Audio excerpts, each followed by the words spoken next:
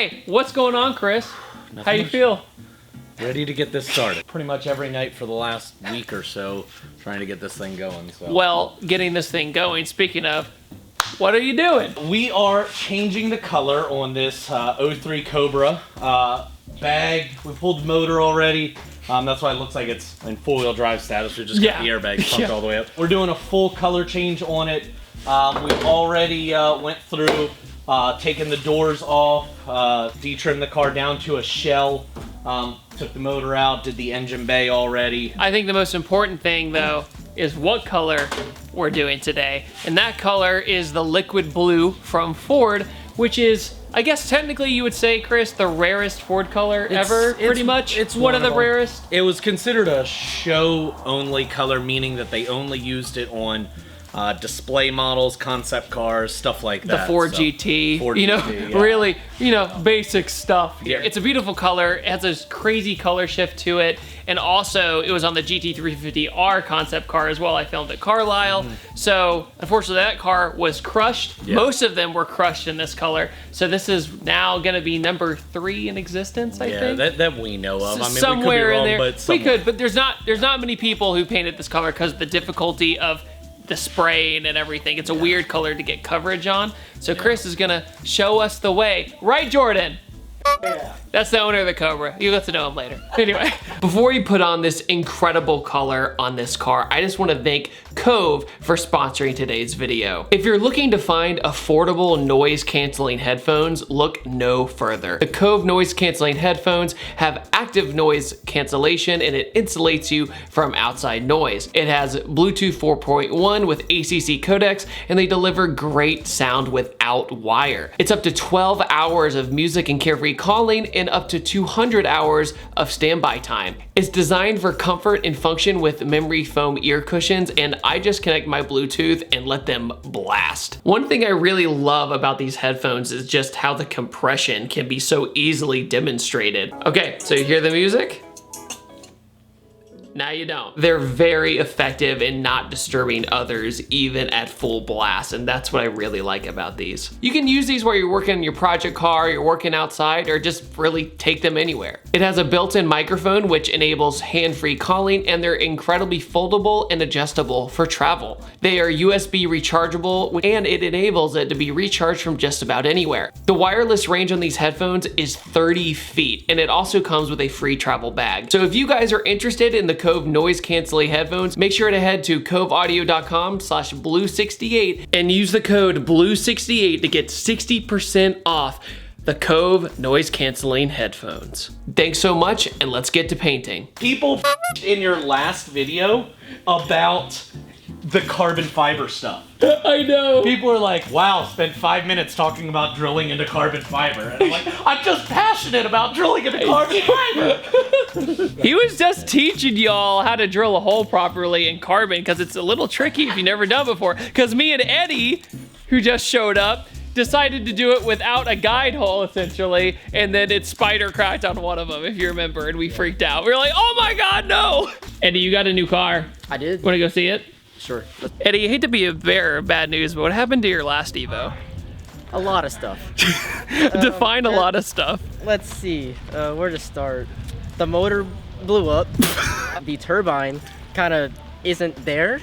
Here you are with another one. Yes, I couldn't help myself. So I sold my last one, and I just had so much regret whenever I actually sold it that I just had to get another one. And then I got a killer deal on it with all the mods that I already had done to this, so. But what happened to one of your cars you got afterwards? You're like, why'd you bring that up, dog? Okay. So I sold the Evo. I was trying to think of what else I could get that was like, I guess, another good platform. So then I got a 370Z. Great car overall. Oh yeah. No, it is. And then I owned that for a good 3 weeks. Yep, and then hydroplane happened. Exactly. It was pouring down rain one time. I was driving home from work, and then I just spun out and totaled out the car and hit a guardrail. You called me going, it's already over. Like, yeah, exactly.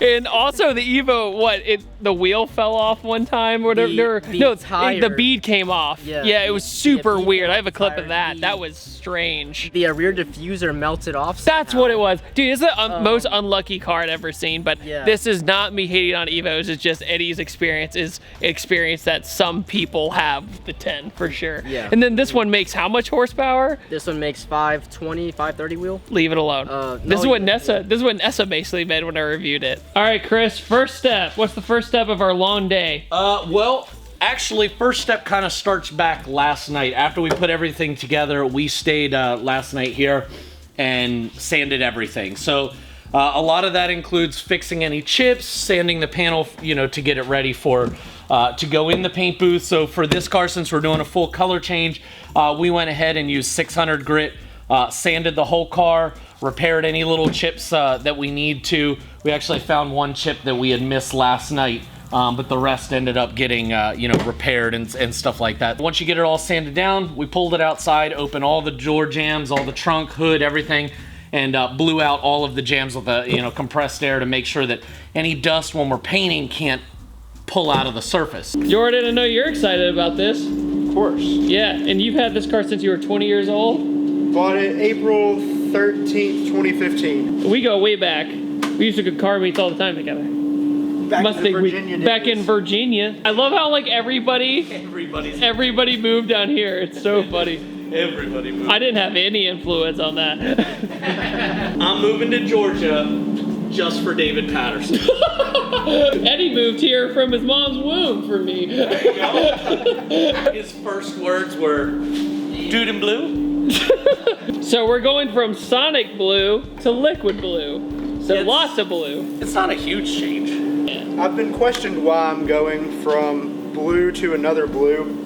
Obviously, I like blue. Here's kind of a sneak peek, I would say, between this. Yeah. That's not really the finished product, obviously, but then we have a little bit of a shade difference right here. You can see a little bit more right here, from here to there. It's a big difference. You can find, I say, when you start taping up a car for paint, we start at the back and work our way front, and then when we untape it front to back. It allows, because the doors open one way, you want to start working your way this way, because if you started taping the front, you'll end up taping the doors shut before you can even open them to tape up the door jams. So we tape from the back to front and tape front to back. My brain. We're gonna start by taping the back of this with what's called soft edge tape right up against this edge, so that when we clear it and stuff, the air kind of comes in this little pocket, twirls around, and doesn't allow any lines to be in the jams or anything like that.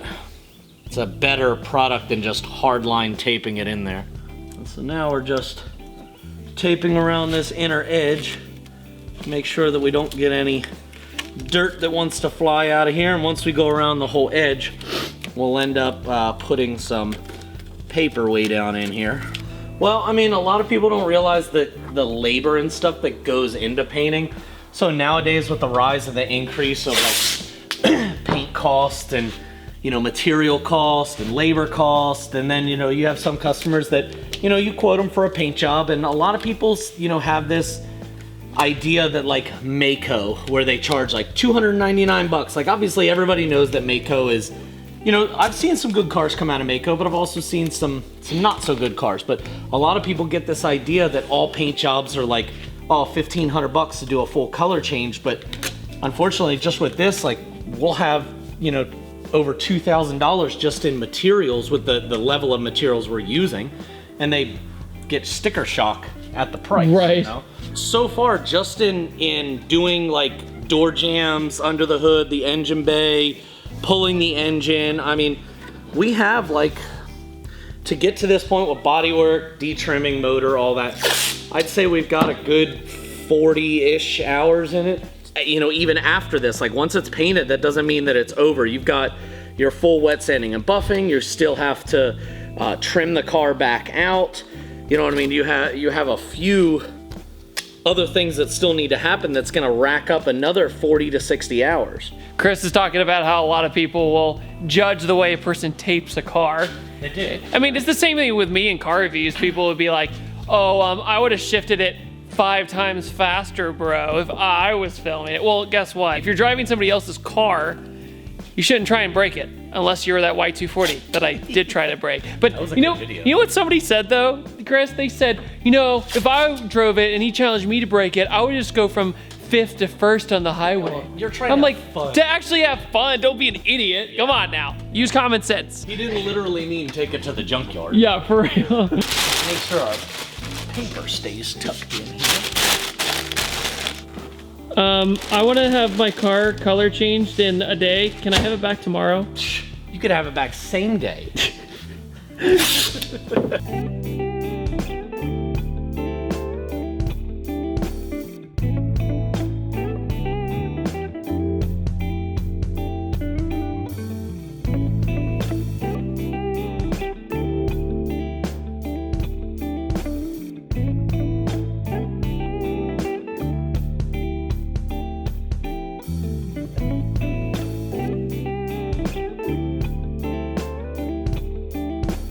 Well, Chris, it looks like you got it mostly taped up. Yeah, once I get it completely taped up, I'll go back through and make sure that I didn't miss any little spots or hangers and little holes in the paper that I missed. Make sure that there's no tape overhanging the edge. I'm gonna get all the edges nice and good.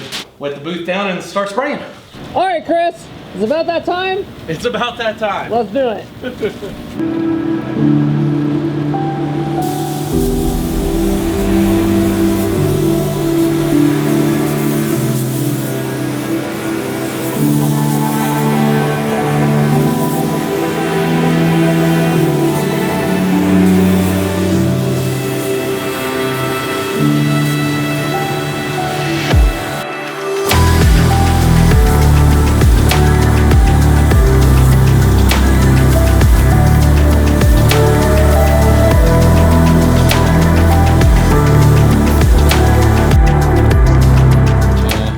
Got a little bit more blue because of the water content in it, but once it dries out, a little bit more of that blue will dissipate and we'll be able to see the real color.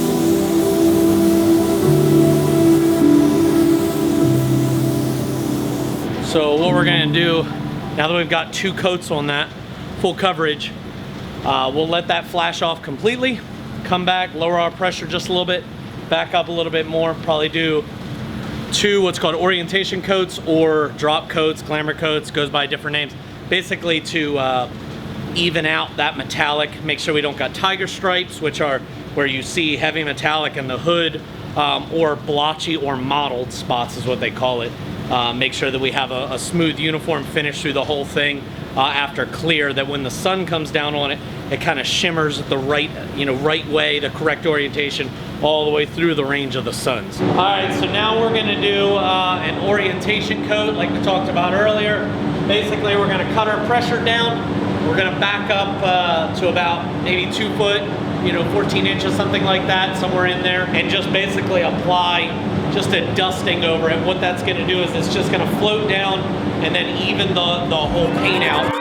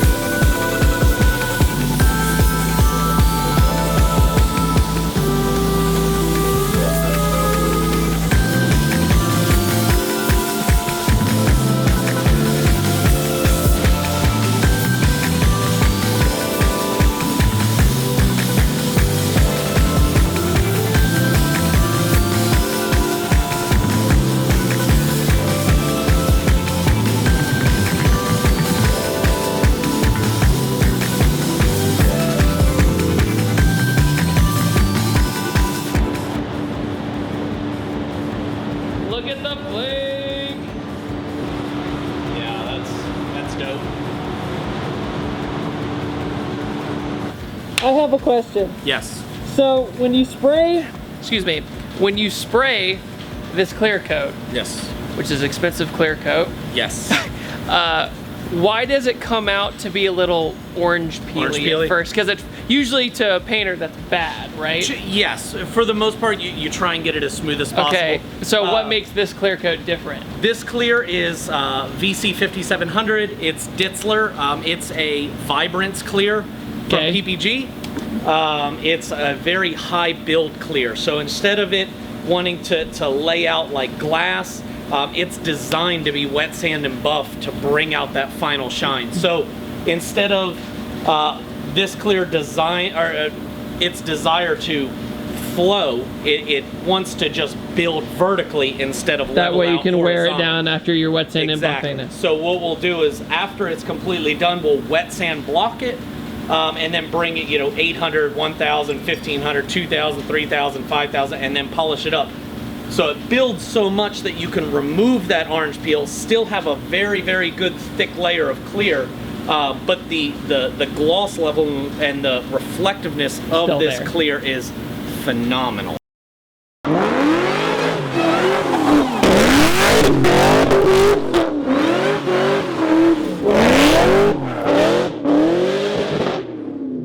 Place you can push.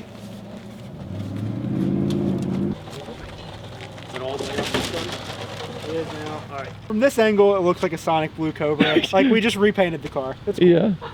Fresh paint. Fresh paint. All that effort, Chris. All that effort for the same damn color. I don't know what the reception's gonna be. I don't either. Definitely not good on the gold wheels. No. Definitely not on the gold wheels. Now, if it was on Chris's wheels, like you said before, it would definitely pop really nice. Yeah. Because it has a kind of chromy, kind of warpy kind of feeling. It needs a silver or polished wheel with this color. I think so too. Like a gunmetal or that. A silver wheel would probably look absolutely killer on this, or like a machined chrome. Yeah. But those gold wheels have got to go. Get out! I'm telling you, it's the wheels. Once you cover up the wheels, you'll really appreciate the color more. Yeah, we're having difficulty appreciating this because of the really gold wheels. Because on the Sonic Blue, you can see why they were like that. But yeah, this, I think with a silver polished or gunmetal look really nice. Okay, that does look better. Yeah, because your eyes are going straight to those looking wheels. at the wheels, but that's really cool. I like that. Yeah. The yellow just, I'm telling you, I think it was when I saw the yellow, like I loved it in the booth, I loved it, and then I saw the yellow and I was like, oh! Yeah, it was rough. Now that they're covered up, I can actually appreciate the color. I love the sparkle in it. Yeah. Taking away the gold wheels made it look a lot better. Yeah. Now that the gold is off, it takes your eyes away from it less, which just reinforces the fact that we need to do some machine chrome silver, something monochromatic instead CCW Classics, dog? They would look killer on this. Yeah. Bam. That would look really good. Anybody wants to send me a check for some of those? Watch people be like, I watched this 20-minute long video and that's what you gave me. Okay, so we've been here since 8:30 a.m. It is what time now? 5:23. 17:23. And Chris noticed something when you're inside, when you look at this car directly under fluorescent light. It looks like Sonic Blue. Like, literally looks like a Sonic Blue Cobra. Good job. We wasted just 48 hours. I love how we're just crapping all over the paint, like we didn't just change the entire look of this car. But under gas station lighting, there is no difference. No, absolutely none.